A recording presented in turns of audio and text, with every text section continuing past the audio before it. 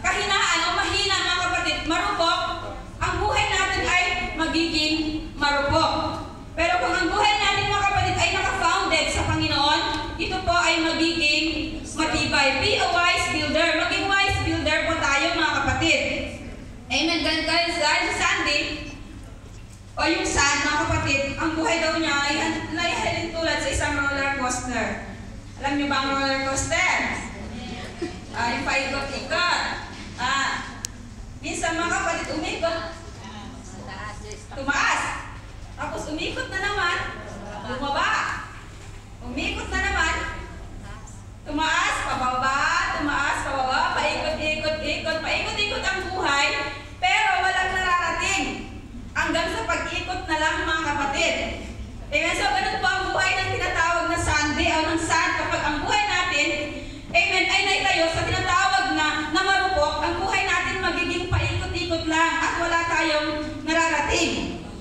At minsan mga kapatid, ang roller coaster ay nakakahilo, nakakasuka, nakakatakot. I remember first time I rode mga kapatid, tinatawag na roller coaster. Sigaw ako ng sigaw mga kapatid, pero walang makarinig. Lalo gusto ko nang bumaba, ayaw ko na. Nung na-high school pa ako mga kapatid. So ganun kahit ilang paikot-ikot, nahilo-hilo na yung nakasakay. Matatapos lang, nandun na lang bababa. Mga kapatid, walang natapos. Umikot lang siya ng umikos, pero ang buhay ay ganun pa rin. Ganun ang tinatawag ng buhay ng isang tao kapag ito po ay naitasag sa tinatawag na sand o buhangin. Amen. Sinisirap naman, makulay din ang buhay mga kapatid. Nag-ikot-ikot din ang buhay niya, no? Amen. Pero alam niyo ba sila? Na kahit mga kapatid, ang dami ng problema na ibato sa kanya, kahit black eye na siya, pormang-porma pa rin yan, ano? Aga-aga pa rin sa church, mga kapatid. Kahit iyak na magdamag na yun, sa gabi na yun, kahit iyak siya ng iyak, sige, iyak siya ng iyak. Pero dahil sa siya ay naka-founded, sinatawag na rock, gigising pa rin yan ng maaga, at magsisimba pa rin yan, na parang walang nangyari. Amen! Kaya ganun po ang buhay ng tinatawag na founded mga kapatid sa tinatawag na rock. At minsan pa mga kapatid, yung mga naka-founded sa tinatawag na rock, kahit mga kapatid, yung mga tuhod ay nagkalyo, sabi nila, nagkalyo-kalyo na sa kaluluhod daw.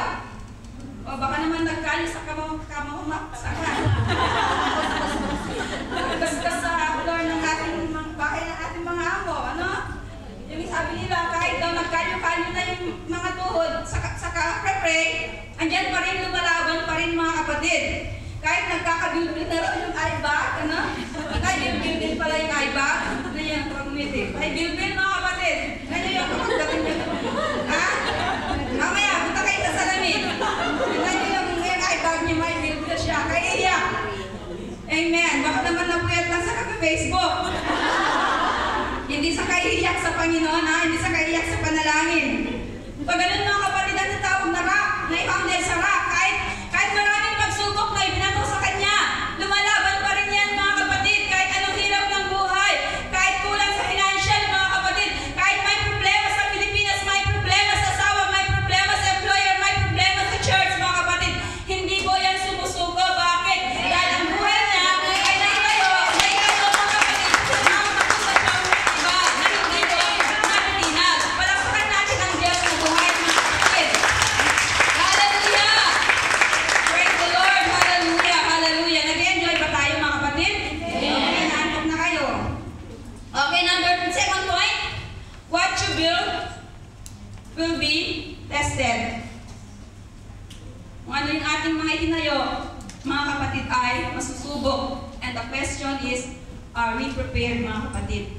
Kapag dumating po ang tinatawag ng pagsubok, tayo po ba ay prepared mga kapatid? All of us will be tested. Mga matanda man, bata man, babae man, lalaki, pastor, mga miyembro, lahat tayo mga kapatid, susubukin ng buhay. Dahil ang buhay ay punong-puno ng pagsubok. Hindi natin pwedeng sabihin na mula maging Kristiyano ako, dumaan yan pagsubok puno mga kapatid. Dahil kahit hindi ka man Kristiyano ka man, ang buhay talaga ay punong-puno ng pagsubok. Because ang sabi ni Job, a man that is born of a woman, maliman lang, hindi ka pinanganak ng babae, wala kang problema. Pero kung ikaw ay pinanganak ng isang babae, ang buhay mo punong-puno ng problema.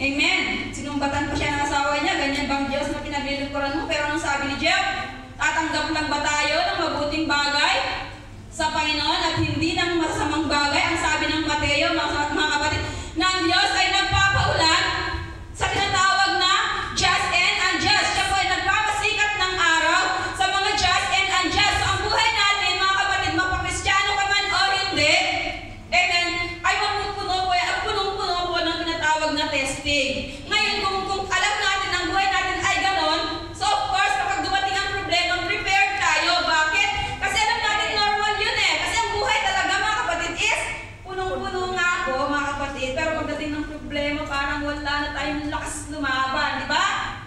Ang dating ng problema, parang ayaw na natin magsimba, mga kapatid. Minsan yung may iba pa nga kapag may problema, yung solusyon parang magpapakamatay na lang. Nahulog sa bilulig, naglinis ng bintana. Yung iba, naglaro daw, nanghuli ng Pokemon. Wow, namatay. Praise the Lord. So yun mga kapatid, yung lahat ng ating mga itatayo will be tested, mga kapatid, because our lives is not, hindi siya smooth eh. Sabi ng preaching nung nakaraan, ay nang nagsasabi raw, bakit daw? Simula nung naging Kristiyano siya, mas dumami simula nung naging Kristiyano siya, dumami raw ang problema. Pero nung tumalikod siya sa Panginoon, bakit? Parang walang problema raw, mga kapatid. Totoo ba yun? Oo, sabi ng isang mga yung isa may mga Kristiyano na nung nakakilala sila sa Panginoon, dumami raw ang problema. Pero nung tumalikod sa paglilingkod sa Panginoon, ay, ang ganda ng buhay, walang problema. Pero kapatid, ito, pakinggan mo. Sa buhay mo man ngayon, kung ganyan man ang nangyari, at gusto ko nung ikaw man ay tumalikod, at ganyan ang nangyari sa buhay mo, mga kapatid, pagdating ng paghukom ng Panginoon, hindi po tayo makakatakas. Amen. Amen. Wala akong problema sa ngayon. Sa tingin mo, amen, pagdating ng araw, saan ang patutunguhan ng buhay mo? Amen. Pagdating na tayo may haharap sa hukuman ni Kristo, saan po tayo patutungo, mga kapatid? Yun po ang tanong. Kaya ngayon pa lang, mga kapatid, mag-decide na tayo, huwag na tayong tatalikod. Amen? Amen! Yung mga bihirang magsimba. Magsimba na tayo kada linggo, mga kapatid. Amen? Kada Sabado. Amen? Amen! Amen! Amen! Itayo natin ang ating buhay, mga kapatid, sa pundasyong matibay. Para pag tumating ang tinatawag ng mga testings ng buhay, hindi po tayo mawawala sa church. Amen. Hindi tayo magiging problema ni leader. Amen. Kasi yung leader yung puputi ng buhok. Dahil sa dami ng problema. Amen. Tayo po, mga kapatid, ay magiging malakas, mga kapatid, because the decision today, our decision today will determine our future. Will determine our life. And we will going to choose that right foundation. Of course, we will choose, mga kapatid, yung tinatawag na rock of our salvation, no other than the Lord, our Jesus Christ. Number 3 points, third point, build on the foundation that will last. Sabi ko kanina, mga kapatid, hindi ka mag-aasawa dahil lang sinatawag na mag-aasawa. Hindi ka na magsisimba dahil lang sa tinatawag na pagsisimba. You are not just coming here, mga kapatid, to church for the sake of coming. Amen? You're not just giving just for the sake of giving. Sa mga leaders, you are not just leading your group just for the sake of leading, mga kapatid. Make sure that in everything we do, mga kapatid, we are building on a foundation that will last. Amen? What does it mean, mga kapatid, na yung foundation that will last? This is related on how we respond to the Word of God. Mga kapatid, the strength of our lives, mga kapatid, comes from obedience. Ang lakas o kalakasan ng ating mga buhay ay nanggagaling sa pagsunod sa salita ng ating pong Panginoon. Amen. Amen. So dito, mga kapatid, balik po tayo sa ating text. Malapit na po tayong magtapos. So si Jesus mga kapatid, sapagkat sa tuwing nagtuturo po ang Panginoon ng patungkol sa parabola o yung parable, madalas nagpaparinig yan. Hindi niya talagang pinopoint yung tao, pero kapag nagbigay siya ng parable, nagpaparinig siya. Ano? Sabi ng Panginoon. Example, ito pa ang Panginoon, nangangaral kayong mga disciples. Ang sabi ng Panginoon, meron dito, sabi niya, nakikinig siya ng mga salita ko at sinusunod. Siya ay ihahalin tulad ko sa isang tao na nagtayo ng kanyang bahay o pundasyon doon sa tinatawag na rock. Dumating ang bagyo, umulan ng malakas, dumating ang maraming pagsubok, pero nandyan pa rin siya. Nakatayo pa rin siya. So, diba kung tayo makapakinig noon, siyempre, Lord, ako yun. Diba? Saya-saya. Pero kung alam mong hindi ka yun, hindi ikaw yun, ay, siyempre, Lord, hindi ako yun. Diba, mga kapatid? Amen, ganun ang nangyari, mga kapatid, sa kanila pong time. Ngayon, mga kapatid, at ang sabi ng Panginoon, meron din, sabi niya, nakikinig ng aking mga salita, pero hindi ginagawa. Siya, ihalin tulad ko naman sa isang tinatawag na foolish. Ano ba ang Tagalog ng foolish? Bisaya naman niya sa hindi daw. Mangman. Kumbaga, kulang ito. So, may mga kapatid kung tayo nakikinig sa salita ng Panginoon at hindi ginagawa, may kulang dito. May diferensya. In short, mga kapatid, kung dun sa mga salitang sa labas, para siyang, ano doon? May sarili ako eh. Hindi, para siyang eng-eng, sabi ng iba. Oo, may kulang. Ang sabi ng Panginoon, yung nagtayo ng kanyang pundasyon, nakatulad ng kinig siya sa aking salita, pero hindi niya ginawa. Para siyang isang tao na nagtayo siya ng pundasyon doon sa buhanginan. Dumating ang pagsubok, maraming pagsusubok, testings in life, ng crisis in life, nabuwal siya, nawala siya, kasi siya ay mangmang, ang sabi ng ating Panginoon. So kung ganun mga kapatid, kailan ba natin malalaman kung anong klase ang pundasyon natin? Kailan natin malalaman mga kapatid kung anong klase ang pundasyon meron tayo kapag dumating ang pagsubok. Ngayon, kung dumating ang pagsubok at nanatili po tayo sa paglilingkod sa Panginoon, you are founded, mga kapatid, in the right foundation. Pero pag dumating ang pagsubok at nawala ka mga kapatid sa paglilingkod sa Panginoon, makikilala mo, malalaman mo ang buhay mo naka-founded sa tinatawag na sun. Amen. Sinong gusto natin? Rock. Of course, we need rock, ano? Amen. We want rock. Amen. Santa ko. So mga kapatid, Psalm 119 verse 105.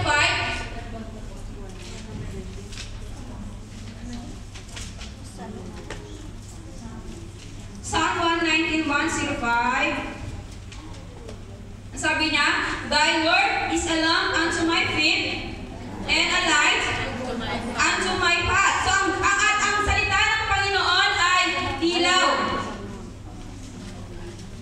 Ay parang ilaw sa ating ilawan sa ating mga paa at ilaw sa ating pong daraanan. The direction of our life comes from God.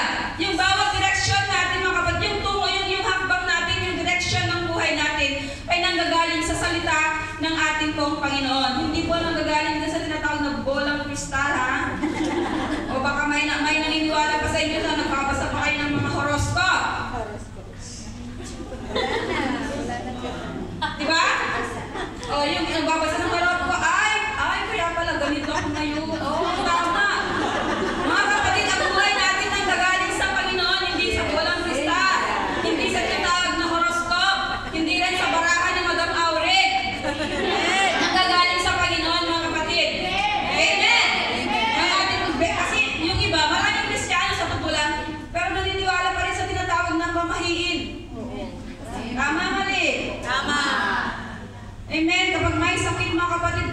agad sa doktor, kwak-kwak. Imbes na manalangin, mga kapatid, mag-pray sa Panginoon, ang solusyon, dadalhin kay Dr. Kwak-kwak, magdadala ng itlog. Tatayuin, mga kapatid, yung itlog doon sa coin. Mga kapatid, minawawala ang kapurihan na para sa Panginoon sana. Amen. Wag ganun, mga kapatid, dahil ang buhay natin, mga kapatid, ang direksyon ng buhay po natin ay nanggagaling lamang sa ating pong Panginoon. Ibig sabihin, mga kapatid, gaano man po tayo karunong, gaano man po tayo katalino, mga kapatid, amen, pero kung ang buhay natin, amen, ay hindi nakatayo sa tinatawag na bato o sa rock of our salvation, gaano man tayo karunong, mga kapatid, kabilidad dito sa mundong ito, mga kapatid, ang ating mga kalaman ay hindi papasa. Amen. Hallelujah. Sa harapan ng ating pong Panginoon. Kapag hindi po natin hinayo ang ating mga buhay sa tinatawag na rock of our salvation, our obedience is tested when everything is hard. Our obedience daw, mga kapatid, ay anong Tagalog sa tested? Nasusubok. Ang pagsunod natin ay nasusubok kapag ang mga bagay ay mahirap. Pero kung napakadali namang sumunod. Kung madali, di ba? Pero pag mahirap na, ang hirap sumunod. Pero alam niyo ba, mga kapatid, ang pagsunod sa Panginoon, sabi ko nga kanina, ay masusubukan. Ang tunay na pagsunod sa Panginoon kapag ang mga bagay-bagay ay nagiging mahirap. Amen. Pag hirap, mga kapatid, sa ating pong mga buhay, dumarating ang crisis, anong pipiliin natin? Ibigay sa Panginoon yung portion para sa Panginoon o ikikip natin, mga kapatid? Yung araw sana, mga kapatid, na linggo, masama ang pakiramdam natin, pero gusto ng puso natin, ng kaluluwa, espiritu natin magsimba sa Panginoon, mga kapatid, sumamba sa Diyos sa araw na yan. Pero pag pinagbigyan natin ng ating mga laman, mga kapatid, amen, makikita po rito ang ating pong pagsunod sa ating pong Panginoon. Amen? Amen. We are not just to believe the Word of God, mga kapatid. We need to live up with them. Amen. Dahil ang sabi ng Panginoon, doon sa mga nakikinig at sumusunod ay pagpapalain.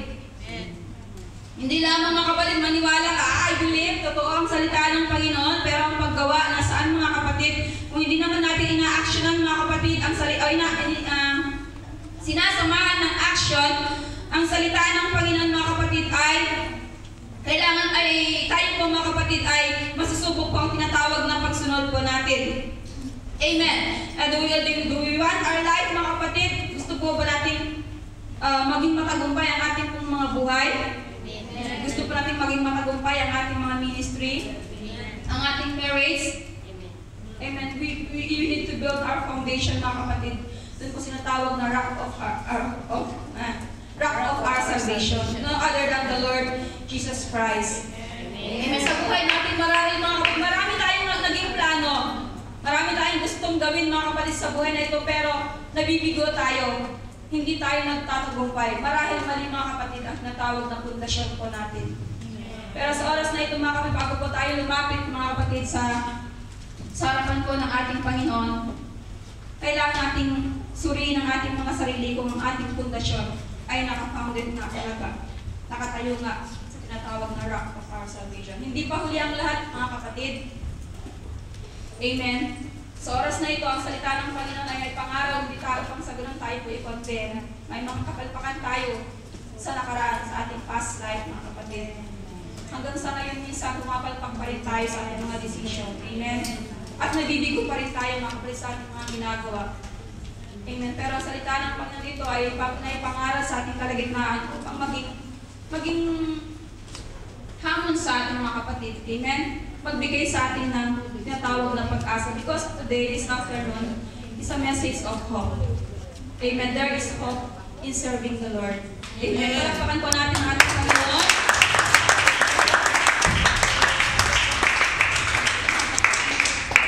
Ang lahat masakit, praise the Lord. Praise the Lord.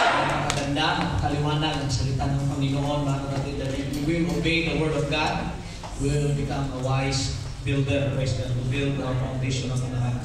But I will just add some verses, praise God, about the foundation. Praise God. Atin bubuksan ang ating mga Biblia. Magbasa lang po, hindi na po mag-preach, mga kapatid. Praise God. This is an additional, praise God, scripture. 1 Corinthians chapter 3, verse 9 to 12. 1 Corinthians chapter 3, verse 9 to 12. Pakitingin sa screen. Pakitingin kayo sa screen, mga kapatid, para mabasa po natin. For we are laborers together with God. Laborers together with God. Habang nagtatrabaho ka, habang nag-ministry ka, praise God, iniibig mo yung kapwa, we are working together with God.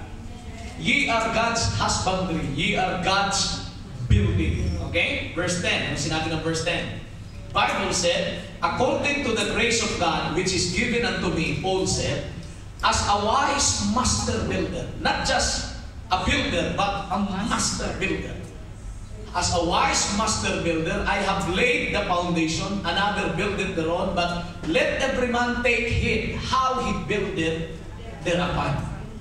Ang bawat isa sa atin na bautismado sa pangalan ni Jesus, iba-iba ang ating desisyon, iba-iba ang ating calling sa buhay. Yung iba gusto nila mag-asawa 40, yung iba gusto mag-asawa nila 60, yung iba gusto mag-asawa naman. Nag-asawa na ng 60. Yung iba gusto mag-asawa 20. Ako noon mga kapatid, yung decision gusto kong mag-asawa at the age of 21. Sister Pink ayaw, gusto niya 25, kaya nag-antay talaga ako. Kasi yun ang gusto niya eh. Praise God. So, sabi ng Bible, take heed how you build your foundation. Kailangan, you must be careful how you build your life. So, tulad ngayon, unang sampa ko sa abroad, di ba? Unang sampa ko dito sa abroad, mga kapatid, ang nasa isip ko, mag-ipon ako, every month, magkaltas ako ng 1,000 Hong Kong dollars. Praise God. So, pag uwi mo, mga kapatid, praise God, bigatin ka pag uwi mo. Oh, di ba? So, you must take heed how. Because the Bible said, for other foundation can no man lay than that is laid, which is Jesus Christ. Amen. So the rock, sabi ng ating preacher, that rock is no other than Jesus Christ. Amen. Wala na po, maliwanag ang verse 11, for other foundation can no man lay, praise God, except that is being laid, which is Jesus Christ. Now, if any man build upon this foundation, gold, silver, precious stones, wood, hay, stubble, diretso yan mga kapatid, magbasa kayo. Kung gusto mo mga kapatid na mag-build ng foundation sa ibabaw ng gold, sa ibabaw ng silver, precious stones, wood, hay, stubble, nasa iyo mga kapatid. Praise God. Because every work that is being founded must be tested by fire. Sinabi ng ating preacher, must be tested, hindi lang dinugtungan. Lahat ng ating ginagawa, susubukin yun. Pero anong klaseng pagsubok? The Bible said it must be tested by fire. So matindi talagang pagsubok yung mga kapatid. Ano pang verse mga kapatid natin basahin about foundation? Praise God. Dito sa Ephesians chapter 1 verse 4. Nung sinabi po dito, according as He hath chosen us in Him before the foundation of the world, that we should be holy without blame before in Him in love. Praise God. Ephesians chapter 2 verse 20. Tatlong verse na lang. Ephesians 2:20. And are built upon the foundation of the apostles and prophets, Jesus Christ Himself being the chief cornerstone. So maliwanag na ang bato mga kapatid kung saan tayo mag-build ng foundation ay si Jesus Christ. So, we are being built upon the foundation of the apostles and prophets. Jesus Christ Himself being the chief